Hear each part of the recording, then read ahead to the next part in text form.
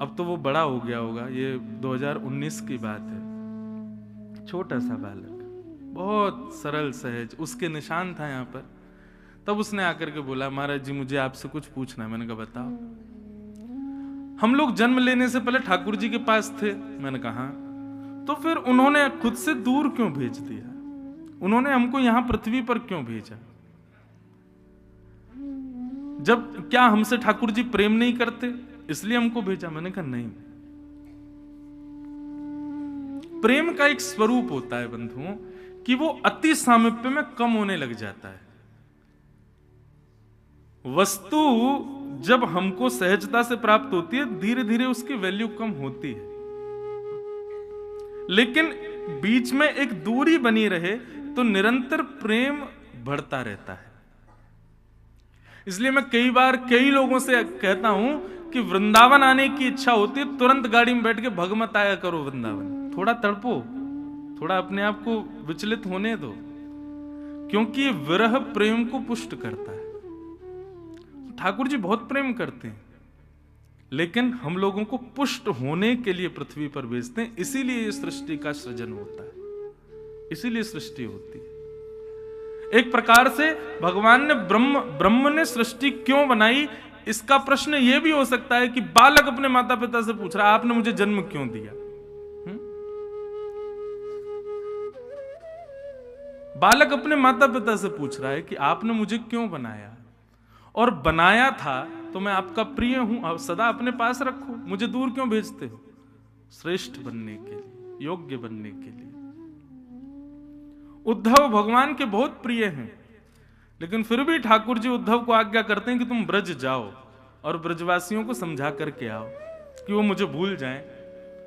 उद्धव ब्रज गए, कह के गए थे शाम तक आ जाऊंगा, 6 महीना बाद लौटे।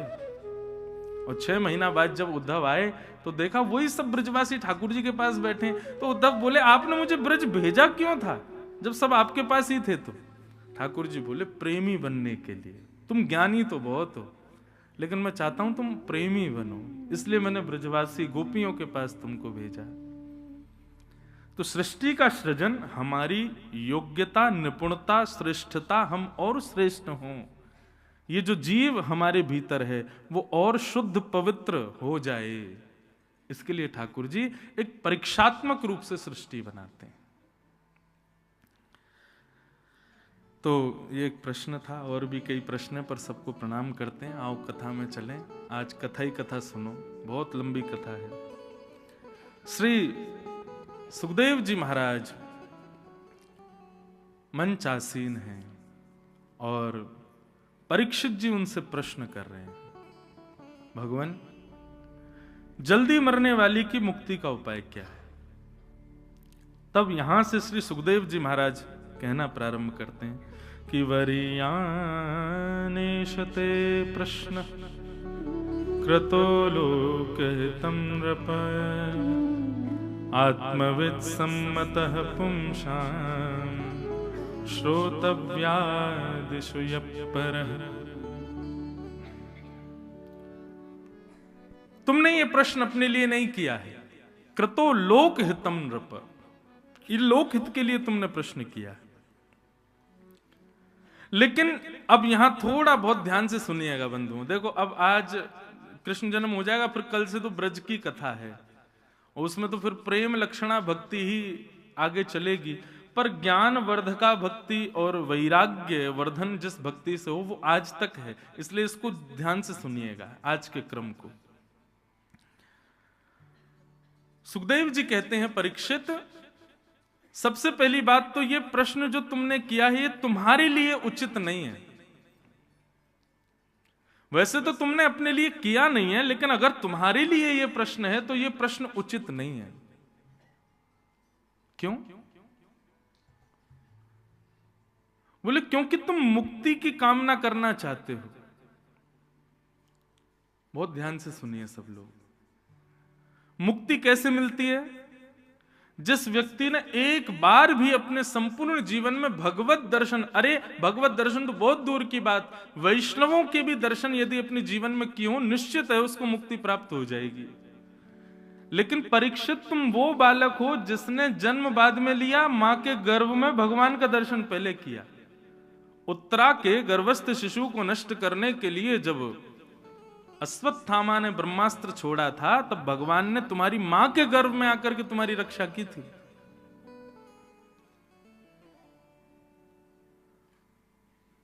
ये कॉन्सेप्ट समझना इसलिए जरूरी है क्योंकि अधिकतर सब लोग यही चाहते हैं कि हमको मुक्ति मिले। मुक्ति की कामना कोई बुरी नहीं है, अच्छी है, परंतु मुक्ति से भी श्रेष्ठ कुछ है, वो समझिए। मुक्ति का मतलब क्या है? पुनरपि जननम पुनरपि मरणम पुनरपि जननी जठरे शयनम। ये बार बार मां के गर्भ में आना, कर्म बंधन में बंध करके, और फिर अपने जीवन को, पूरे जीवन को कर्म बंधन में बंध करके जीना।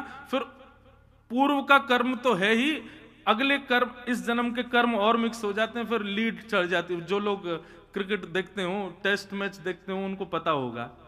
ये अभी टेस्ट चल रहा है ना आजकल, इंडिया साउथ अफ्रीका का। और थोड़ा क्रिकेट से लगा हुआ है, इसलिए उस रूप में कहूं तो टेस्ट मैच में क्या होता है, जैसे एक टीम ने जितने रन बनाए, दूसरी टीम को उतने नहीं बनाने, उससे ज्यादा बनाओ, ताकि दूसरी टीम को लीड चढ़े। तो हमारे साथ क्या होता है, हमारे पूर्व जन्म के कर्म तो हैं ही, उनको तो हम भोग ही रहे हैं, फिर इस जन्म में भी हमने जो जो किया वो और पिछले मिलकर के और विशाल पर्वत बन जाते हैं, फिर दोबारा उनको भोगने लग जाओ। और इसी चक्कर में फंस करके बार बार जन्म लेना पड़ता है। लेकिन व्यक्ति जब मुक्ति प्राप्त करता है, तो मुक्ति प्राप्त होते ही उसका पुनर्जन्म नहीं होता, वो ठाकुर जी के पास ही रहता है सदैव। और फिर जब ठाकुर जी अवतार धारण करते हैं, राम बन के आए या कृष्ण बन के आए, तो जो लोग मुक्ति प्राप्त कर चुके हैं, ठाकुर जी उन्हीं को ही पात्र बनाते हैं। भाई सुनो, तुम हमारी मां बन के चलना है, तुम हमारे पिता नंद बाबा तुम बन के आना, अच्छा तुमको ना बड़े हमसे दो दो हाथ खेलने की इच्छा, तुम कंस बन के आना। इसी प्रकार सारे पात्र जितने भी आते हैं, वो सब मुक्ति प्राप्त किए हुए ही पात्र बन करके आते हैं, और ठाकुर जी के संग लीला करके फिर उनकी पुनश्च मुक्ति हो जाती है। हमें मुक्ति क्यों नहीं चाहिए? भगवान को विष देने आई पूतना, उसको भी मुक्ति मिली, और हमने भजन किया, हमको भी मुक्ति मिली। पूतना ने कोई परिश्रम नहीं किया, भगवान से विद्वेष करके वो मुक्ति प्राप्त करती है, और हम भजन करके मुक्ति प्राप्त करते हैं, और दोनों को पदवी क्या मिल रही है? मुक्ति की। मतलब मैंने इतनी कथाएं करी, इतना भजन किया, इतना राधारमण लाल, श्री वृंदावन बिहारी लाल, राधा वल्लभ लाल, सब जगह दर्शन किए, अपने गिरधर लाल जी की खूब सेवा करी, और इन सब के बदले मुझे मिला क्या? मुक्ति। और मुक्ति प्राप्त करके जैसे ही मैं वैकुंठ गया, तो जो मुझे सीट मिली थी वहां में जाके बैठा, तो मैंने देखा, भाई देखूं और कौन बैठा है यहाँ पे। थोड़ी दूरी पे रावण भी बैठा था, थोड़ी दूर शूर्पणखा भी बैठी थी, इधर देखी तो वो भी पूतना भी बैठी है, अघासुर बकासुर धेनुकासुर सब बैठे हैं यहीं पे। भैया ये राक्षस यहाँ कैसे आ गए? बोले क्योंकि भगवत विद्वेष के भले ही सही इन्होंने भगवान को याद किया, और भगवान के द्वारा मारे गए, इसलिए इनको भी मुक्ति मिली। मैंने कहा जे भले भैया, हमने इतनी मेहनत करी, गला फाड़ फाड़ के खूब संकीर्तन किया, हाथ घिस गए महाराज, सेवा कर करके, मंदिर परिक्रमा दर्शन आदि कर करके, संतों को प्रणाम कर करके कमर झुक गई, तब जाके मुक्ति मिली। और इन्होंने भगवान को गालियां दी, इनको मुक्ति मिल गई। इनमें और हम में कोई अंतर नहीं। ये है मुक्ति। मुक्ति सबको मिल जाएगी, जो भगवान से विद्वेष कर रहे हैं उनको भी मिल जाती है। बस अंते नारायण स्मृति, अंतिम समय में भगवत स्मरण हो गया तो मुक्ति निश्चित है। यह है मुक्ति। लेकिन परीक्षित, तुम मुक्ति मांग रहे हो, यदि तुम्हारी मुक्ति होनी ही होती तो तुमने भगवत दर्शन किया है अपने मां के गर्भ में, तुमको मुक्ति की पूछने की जरूरत नहीं है, तुमको मुक्ति मिल ही जाएगी, निश्चित है, ऑलरेडी तुम मुक्त हो चुके हो। लेकिन फिर भी सोचो, एक ब्राह्मण ने तुमको श्राप दिया तो ये नहीं कहा कि आज शाम को तक्षक सर्प डस दे, उसने 7 दिन की तुमको अवधि दी, 7 दिन को तुमको समय प्रदान किया। इससे क्या समझ में आता है? तुम मुक्ति कामना के लिए नहीं तुम्हारा जन्म हुआ है। भगवान ने तुम्हारे मां के गर्भ में तुमको इसलिए नहीं बचाया कि तुम मुक्ति प्राप्त करो, इसलिए बचाया कि तुम कुछ श्रेष्ठ करो। परीक्षित बोले वो श्रेष्ठ कर्म क्या है भगवान? बोले मुक्ति का मतलब है मृत्यु के बाद भगवान की प्राप्ति। पर 7 दिन तुम्हारे पास बचे हैं, इन 7 दिनों में तुम भक्ति मांगो। भक्ति का मतलब क्या है? बोले जीते जी श्वास चल रही है और भगवान मिल जाएं, ये भक्ति है। मृत्यु के बाद भगवत दर्शन, उसको मुक्ति कहते हैं। और जीते जी ठाकुर जी मिल जाएं, इसको भक्ति कहते हैं। क्या चाहिए? मृत्यु के पश्चात भगवत दर्शन हो, ये कामना नहीं है हमारी। हमारी तो कामना है इसी जन्म में ही।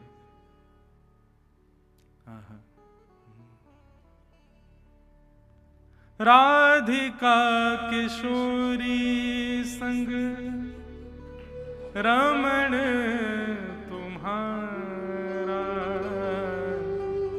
मुझको दिखा दो कभी ऐसा नजारा। राधिका किशोरी संग रमण तुम्हारा,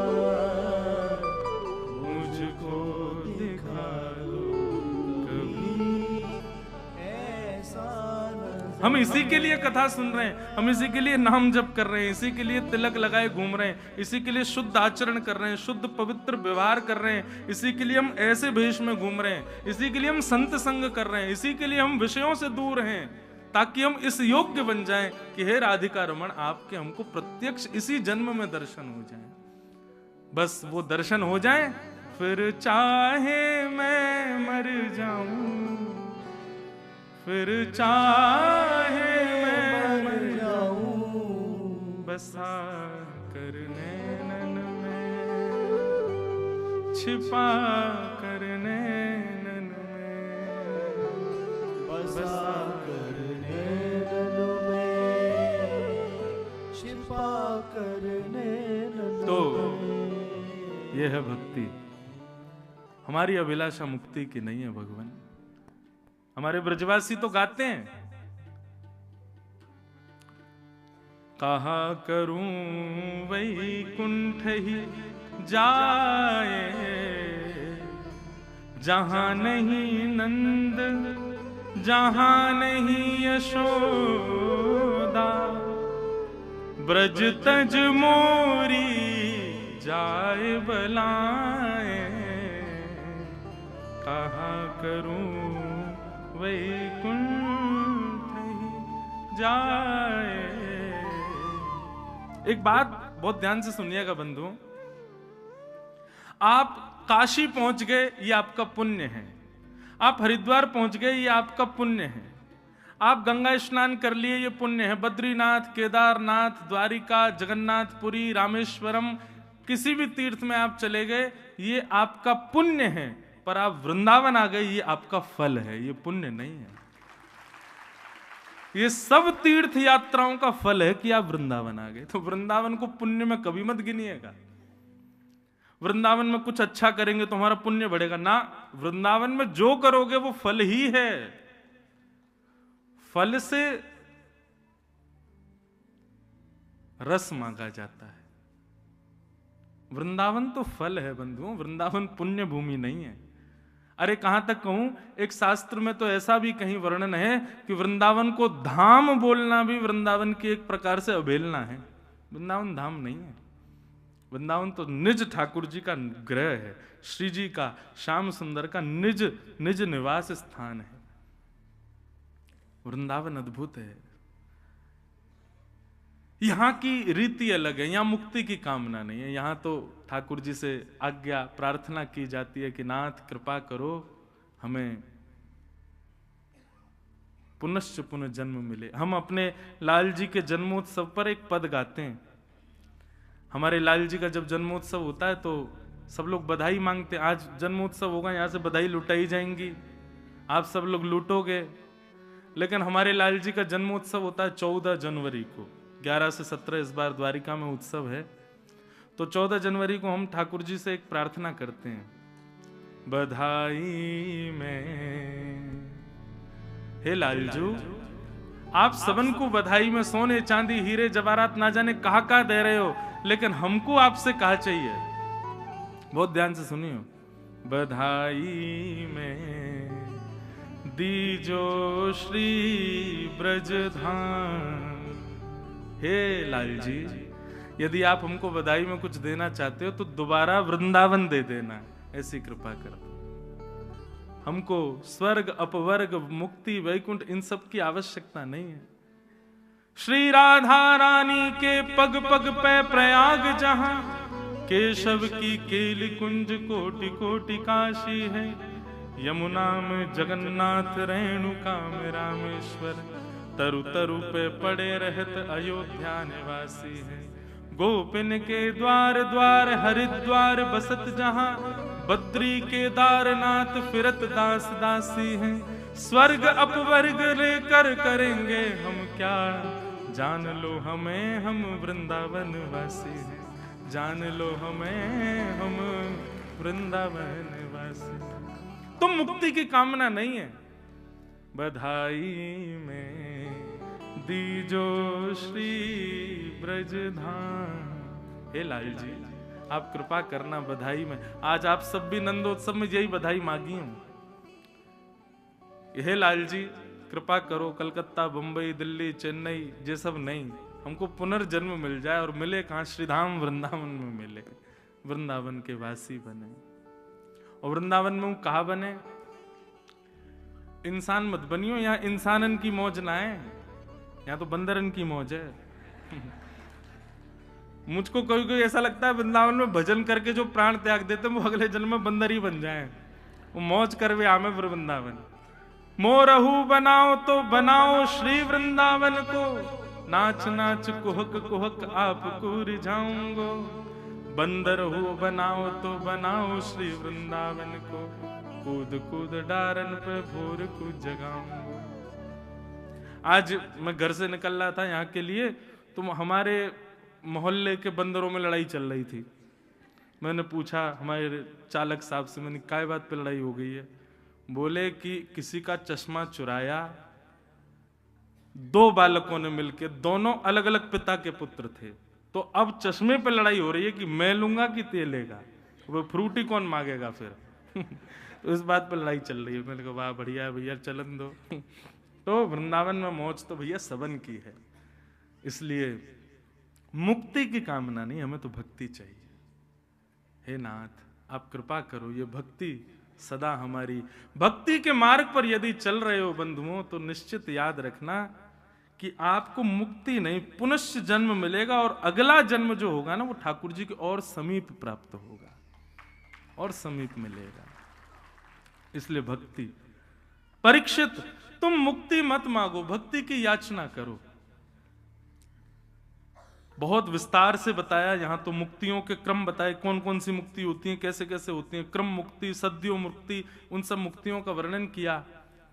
परीक्षित जी ने हाथ जोड़ के अंत में कहा, भगवान अब मुझे मुक्ति की कामना नहीं है, मेरे जीवन के केवल 7 दिन बचे हैं, 7 दिन बाद तक्षक सर्प मुझे डस देगा, मेरी मृत्यु हो जाएगी। आपसे प्रार्थना है 7 दिन हो उससे पहले पहले श्याम सुंदर के प्रत्यक्ष दर्शन मुझको करा दीजिए, ऐसी भक्ति मेरे हृदय में प्रकट कर दीजिए। तब यहां से भागवत श्री सुखदेव जी कहना प्रारंभ करते। अब आगे फिर सुखदेव जी ने सृष्टि प्रसंग कहा, पृथ्वी कैसे बनी, उसमें फिर मानव कैसे बने, जीव जंतु कैसे बने, भागवत की पूरी साइंस यहाँ पर वर्णन की गई। उद्भिद स्वेदज जरायुज अंडज सबका निर्माण कैसे हुआ, ये सब भाव बताए गए। मानव को बनाने के लिए ब्रह्मा जी ने चतुश्लोकी भागवत का पुरुषण किया। भागवत के पुरुषण के पश्चात मानव की रचना हुई, और तत्पश्चात ब्रह्मा जी ने सबसे पहले सनक सनंदन सनातन सनत कुमारों को बनाया। चारों भगवान के प्रथम अवतार माने गए। 10 मानस पुत्र हुए, सबसे छोटे नारद जी, तत्पश्चात ललाट से महादेव प्रकट हुए। तब भी सृष्टि सृजन का कोई नियुक्तिकरण नहीं हो पाया। तब ब्रह्मा जी ने अपने देह को 2 रूपों में परिणत किया। तो बाम अंग से स्वयंभू मनु और दाहिने अंग से शत्रुपा प्रकट हुए। ये आदि मानव हैं। क्या हैं? आदि मानव का नाम बोलते हमारे मन में वो आ जाते हैं जो हमने हमारे स्कूल की साइंस में पढ़ा था, बंदर। आदि का मतलब होता है प्रथम। मानव कौन था पृथ्वी पर? तो श्रीमद् भागवत और हमारे सनातन वैदिक धर्म के अनुसार स्वयंभू मनु ये प्रथम मानव थे। और ये कोई बंदर नहीं थे, ये हमारी तरह मानव थे। तो इसलिए श्रीमद् भागवत की जो विज्ञान है उसको ध्यान से, कभी मैंने बहुत बार विस्तार से कहा है ये प्रसंग। आदि मानव यानी कि प्रथम मानव के रूप में स्वयंभू मनु और शत्रुपा आए। आपकी 3 पुत्री और 2 पुत्र हुए। आकुति, देवहूति, प्रसूति ये 3 बेटी हुई स्वयंभू मनु शत्रुपा के, और 2 पुत्र हुए प्रियव्रत और उत्तानपाद। अब इन्हीं 5 के वंश में पूरी कथा चलेगी आगे तक। इन्हीं के ही वंश के चलते चलते चलते फिर हम लोगों तक आया है। अगर कोई व्यक्ति अपना गोत्र भूल जाए तो वो स्वयंभू मनु का नाम लेकर के संकल्प कर ले तो पूर्ण माना जाता है, क्योंकि हमारा प्रारंभ उन्हीं से ही है। स्वयंभू मनु ने एक ग्रंथ लिखा है, आप सब भी उसको पढ़ सकते हैं, कई जगह हिंदी अनुवाद में वो मिलता है। उसका नाम है मनुस्मृति। मनुस्मृति ग्रंथ में मानव को क्या करना चाहिए, कैसे जीना चाहिए, ये सब उसमें वर्णन किया है स्वयंभू मनु ने। तो स्वयंभू मनु शत्रुपा की 3 बेटी, और अब यहां कथा आती है उनकी एक पुत्री देवहूति की। बहुत ध्यान से सुनिएगा, बहुत अच्छा प्रसंग है। कपिल देवहूति संवाद। देवहूति उनकी कथा अब यहां पर प्रारंभ होती है।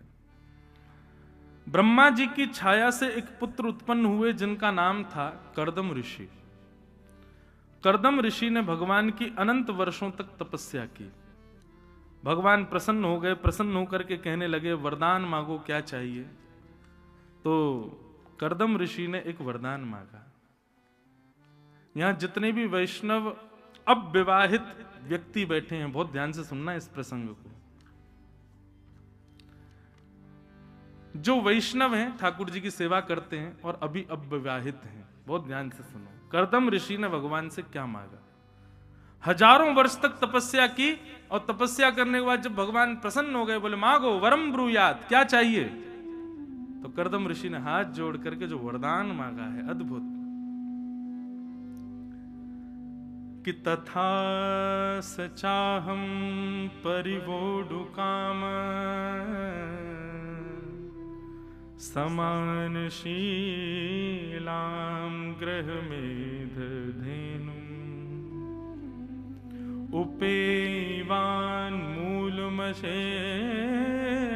मूलम दुराशय काम द्रुदांगे पश्य। कर्दम ऋषि कहते हैं, भगवान मैं आपसे जितना प्रेम करता हूं ना, मुझसे ज्यादा आपसे प्रेम करने वाली एक कन्या से मेरा ब्याह हो जाए, ऐसी कृपा मुझ पर कर दो। मतलब मैं आपकी जितनी सेवा, जितना भजन, जितना आपसे स्नेह करता हूं नाथ, मुझे विवाह करना है, गृहस्थ आश्रम में जाना है, पर मैं चाहता हूं कि जो मेरी पत्नी हो वो मुझसे भी अधिक आपसे स्नेह करने वाली हो। ये 1000 वर्षों की तपस्या का केवल यही वरदान मुझे चाहिए। भगवान के नेत्रों में आंसू आ गए, श्रीमन नारायण के नेत्र सजल हो गए। कर्दम ऋषि को अपने हृदय से लगा लिया। बोले, वाह कर्दम, ये क्या मांगा तुमने? ये 1000 वर्षों से एक पैर पर खड़े होकर तपस्या तुम इसके लिए कर रहे थे? बोले, हाँ भगवान, मुझे एक योग्य भक्त पत्नी मिले, इस ऐसी कृपा मुझ पर करो। आजकल बंधुओं बड़ी विडंबना है। वैष्णव होना, ठाकुर जी का भक्त होना बड़ी चिंता का विषय बन गया है।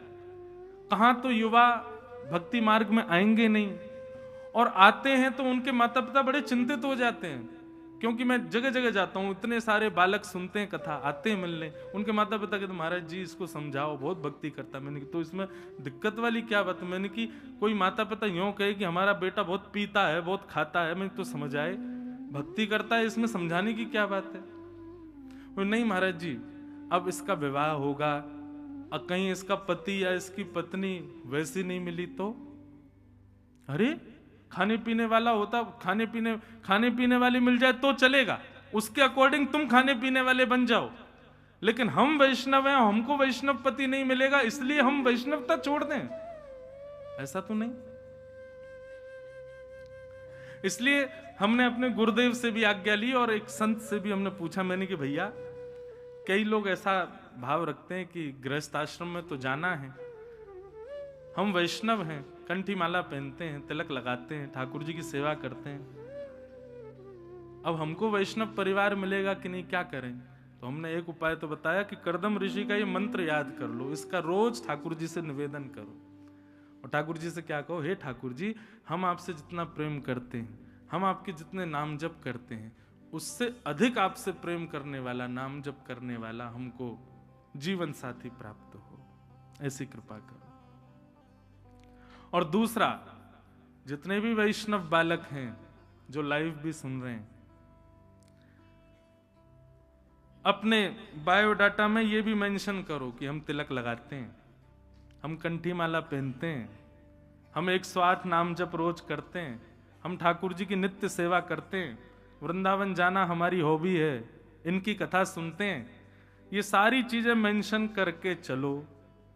तो अगर खाने पीने वाला परिवार होगा ना, तो वो ब्रैकेट देखते ही कह देगा कि क्षमा करें, हम ब्याह नहीं कर पाएंगे।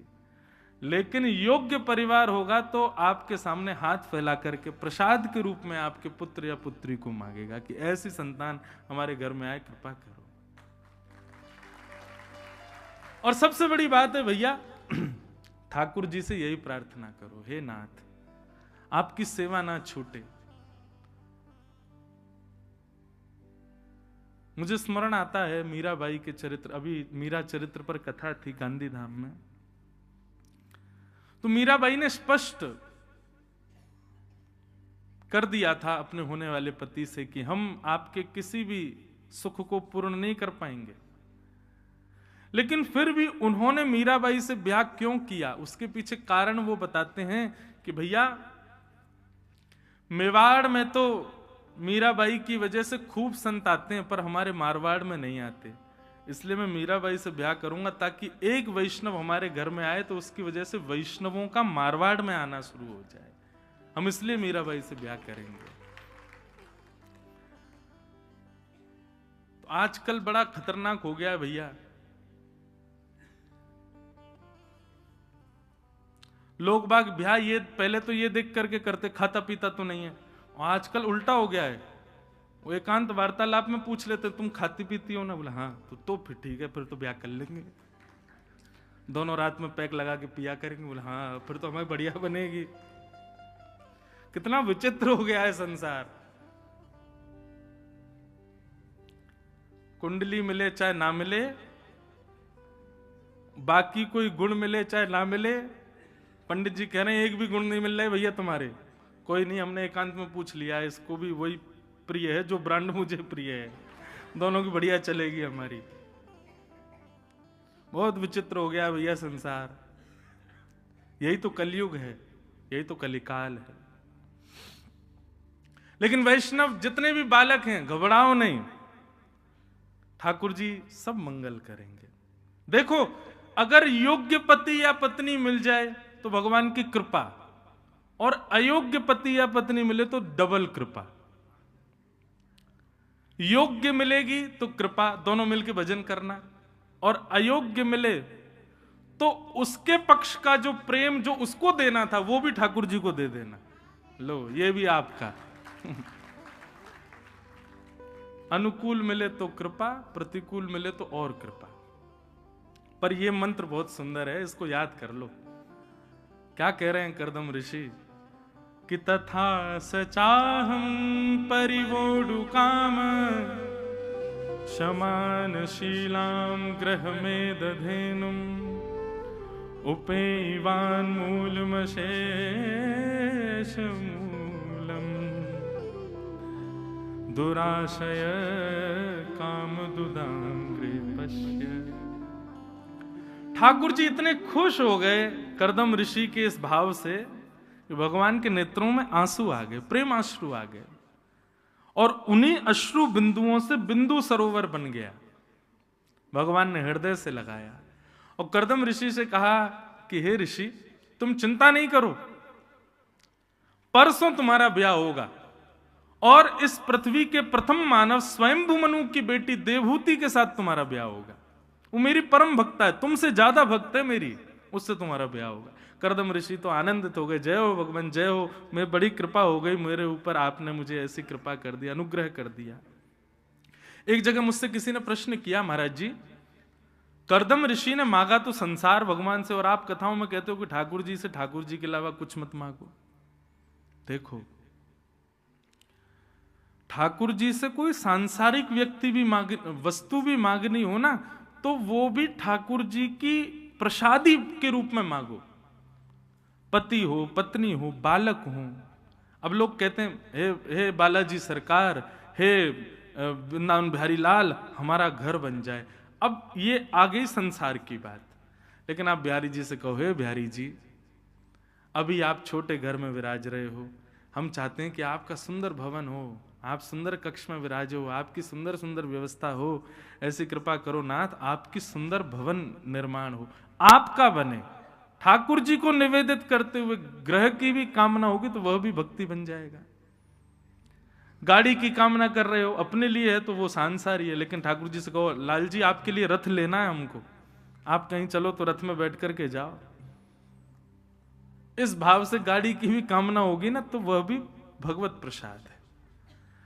लेकिन कई लोग बड़े चतुर हैं, मन में तो ये सोच रहे हैं उपभोग तो हमको ही करना है, लेकिन व्यास जी कह रहे हैं तो बोलना ही तो है बस बिहारी जी से, आपके लिए चाहिए करवा दो, उपभोग तो हम ही करेंगे। ऐसा नहीं, पूर्ण रूपेण मन बुद्धि चित्त सब में ठाकुर जी का प्रसाद है, यही भाव होना चाहिए।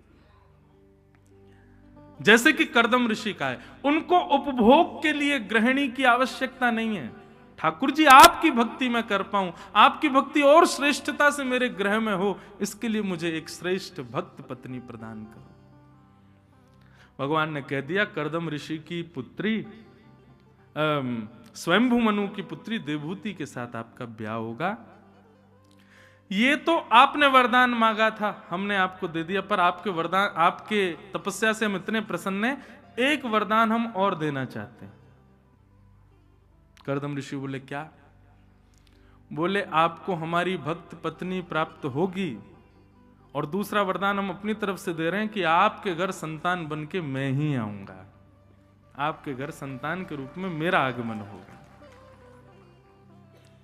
आहा, कर्दम ऋषि की तो आनंद का ठिकाना नहीं, नाचने लगे महाराज, ठाकुर जी की भुजा उठा करके नृत्य करने लगे, जय जय आपने बड़ी कृपा की भगवान। आहा, बंधुओं ये निश्चित मानिए, जब वैष्णव पत्नी और वैष्णव पति होते हैं, दोनों मिलकर के भगवत सेवा और भगवत भाव रखते हैं, ऐसे कुल में ठाकुर जी आते हैं, ठाकुर जी कृपा करते हैं। वो ठाकुर जी का अंश ही बालक के रूप में आया है। कर्दम ऋषि का विवाह देवहूति जी के साथ में हुआ, और देवहूति जी से विवाह हुआ। फिर ऐसी कथा आती है कि कर्दम ऋषि देवहूति के रूप को देखने लगे, और देखते देखते महाराज उनकी 60 वर्ष की समाधि लग गई। कर्दम ब्याह होते ही पतिदेव समाधि में चले गए, दूल्हे राजा समाधि में चले गए, और 60 वर्ष की समाधि में गए। समाधि के पश्चात जब नेत्र खुले तो सामने देखा एक वयोवृद्ध माता जी बैठी हैं।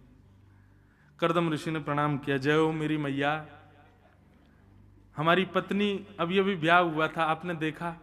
मैया ने उल्टा प्रणाम किया, बोले मैं ही हूं आपकी पत्नी। बोले आप तो वृद्ध हो गई, बोले अब आप 60 वर्ष की समाधि में जाओगे तो हम क्या ऐसी बैठी रहेंगी? कर्दम ऋषि तपस्वी हैं, इसलिए उनके तन पर कोई असर नहीं होता है, वे यथावत जैसे थे वैसे ही हैं। आज भी वृंदावन में बंधु ऐसे कई संत हैं, आप स्पर्श तो देखो नहीं करना, पर उनकी त्वचा ऐसी है जैसे छोटे बालक की। वो भजन करते हैं, उनका मुखाकृति भले ही उनके दाढ़ी होगी, जटाएं होंगी, उनका रूप ऐसा होगा, पर उनको देख करके कभी लगेगा ही नहीं कि ये सांसारी व्यक्ति है। ऐसा लगेगा नन्हा कोई बालक हो। अभी हमारे घर कथा थी, पूज्य श्री रामभद्राचार्य जी महाराज, परम पूजनीय श्री रामभद्राचार्य जी महाराज, इतना सरल सहज स्वभाव महाराज जी, इतने ऊंची पदवी पर हैं, इतने ज्ञान का भंडार, इतने विद्वान, थ्रू आउट संस्कृत बोलते हैं, 2 मिनट में संस्कृत में श्लोक बना देते, इतनी विद्वत्ता, लेकिन इतने सरल सहज स्वभाव महाराज जी का। उनको देख के ऐसा लगता कोई छोटा बालक है क्या।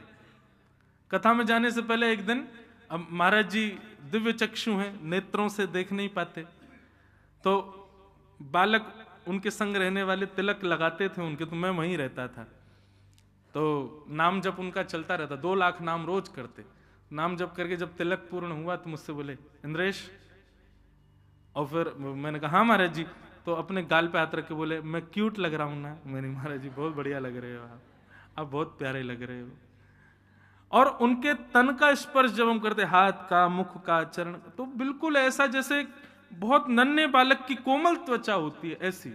ये सब भजन का प्रताप है कि युग और समय का क्रम हमारे शरीर पर लगता नहीं है। हम जितने ज्यादा सांसारी होंगे उतने ज्यादा संसारी दिखने लगेंगे, हमारे रूप में भी दिखने लगेगा कि बहुत संसारी व्यक्ति है। तो करदम ऋषि ने देखा कि वृद्ध मैया बैठी हैं।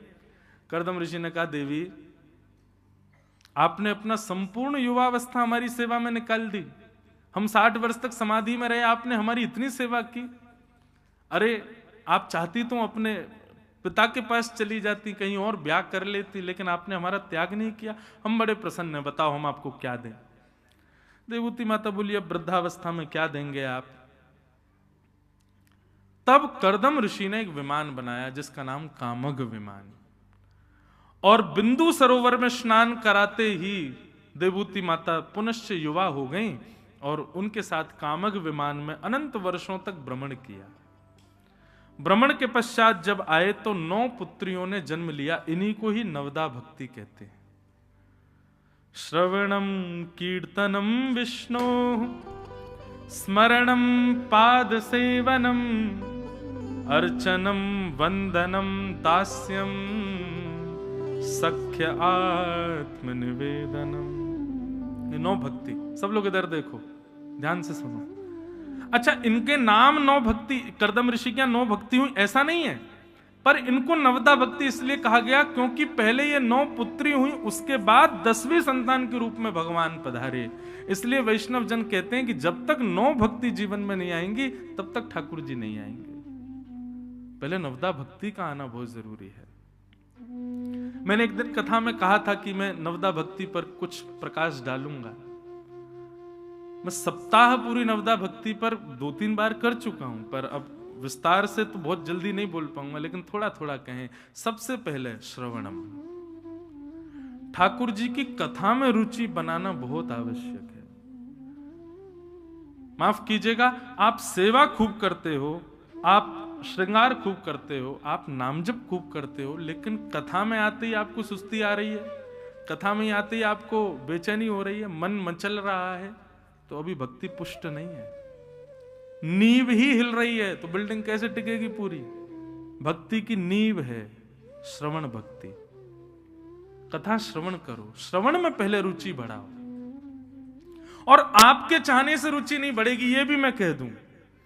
आप सोचो कि मैं पानी पी पी करके, चाय पी पी करके और इलायची खा खा करके खुद को जगाता रहूं, बगल वाले से बोल दो नोचते रहना मुझे, मेरी आंख खुलती रहे, इनसे काम नहीं